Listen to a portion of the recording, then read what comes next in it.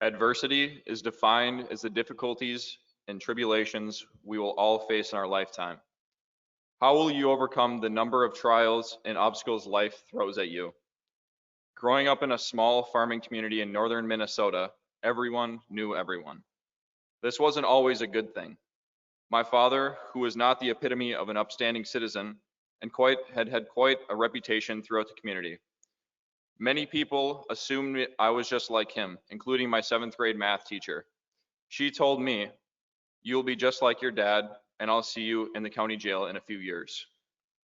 For a long time, this thought loomed over me. How was I going to break out of everyone's beliefs and expectations of who I would become? Well, for a long time, it appeared that I was heading down a similar path as he did. I began to drink more and more heavily. From that slow and progressing addiction, I slipped into a dark time of my life. I've always dealt with depression for as long as I can remember, but by high school, it had spiraled out of control, and I could no longer even come to school some days. Most days would be spent lying in bed, not even having the motivation to do my homework, and weekends were spent doing some sort of substance to ease my mind for the long week ahead. It wasn't until my sophomore year that I started to uncover who I wanted to become and to overcome some of my past. Teachers such as Mrs. Jaworski and Mrs. Jaworski, who sparked my interest in biology and the medical field, and Mr. Metelski's class that year helped me find who I was and who I wanted to become. In Mr. Metelski's class, I learned more about the church's mission and had not and I had and came to the realization that I wanted a closer relationship with my faith. I understood that I had not been a very nice person to others, and that I was that was something I wanted to change. Reaching out to others and making a simple apology went a long way in my development as a man. This triumph over depression was short-lived, as I had heard from the upperclassmen that junior year is the hardest year yet. Not long into the school year, I found myself overwhelmed with the rigors of school, and I realized I could no longer carry on with my addictions if I wanted to have healthy relationships with others. During quarantine, I had a lot of time to reflect on who I had become. My major life goal was to be successful in parenthood, in marriage, my career, and in my faith, unlike many of my family members before. So where was I to start? I began by allowing myself to forgive others for past wrongdoings. This was not for their sake, but for mine, so I could move on and be a better man for it. As time went on, giving up drugs and drinking became easier and easier. I cannot deny that some days there is some temptation, but I would never allow my progress to be railed anymore.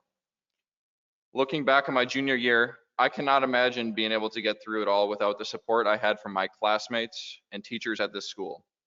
Whether it was discussions during flex about sports or really anything, to Joe Dahl and Rory O'Mara's constant banter about Elk River on the football field. One of the beauties about giving up addiction and truly making a lasting effort to be happier and to have better relationships is you beginning to notice uh, every small moment like this. These are the ones I'm going to cherish forever. My junior year spring, I decided to let go of my addiction and to really enjoy life for the first time. This summer, or the summer going into my senior year, I found my calling in life. I plan on becoming a doctor one day and being a good father and husband. Looking back on the path that I took over the past few years, I would never have thought I would be in a position to where I could be successful. I'm going to be the first person in my family to go to college, the first person to truly beat addiction, and many other firsts to come. My mom has worked nearly 80 hours a week to send us to this school and to put food on the table for us. I can still remember the day we got our first apartment and we had thought we had made it in life. Although Thomas and I don't say it enough, we want you to know that we love you, Mom, and what you do never goes unnoticed. My father is awaiting trial in the Chisago County court system right now, one of his many court dates throughout the years, and is facing up to 15 months in a federal prison. None of this matters, though. Many people expected me to be exactly like him. Some of those naysayers probably will not care how you respond to the adversity. but you shouldn't live your life to prove anything to them. In the end, your own disappointment with your failures and your pride in your achievements is what matters. Every one of you here is going to face trials in your life in which you have your back against the wall. It may not be today or tomorrow, but it will come one day when you are least or likely least expecting it. When you are lying in your bed many years from now, would you like to look back on life and see that you lived your life on your own terms or what others dictated it should be?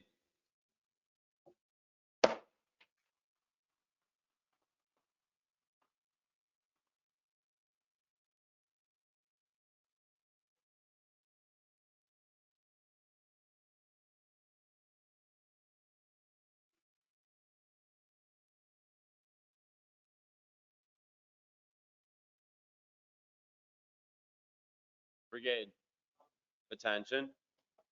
Company commanders take charge of your companies. Staff,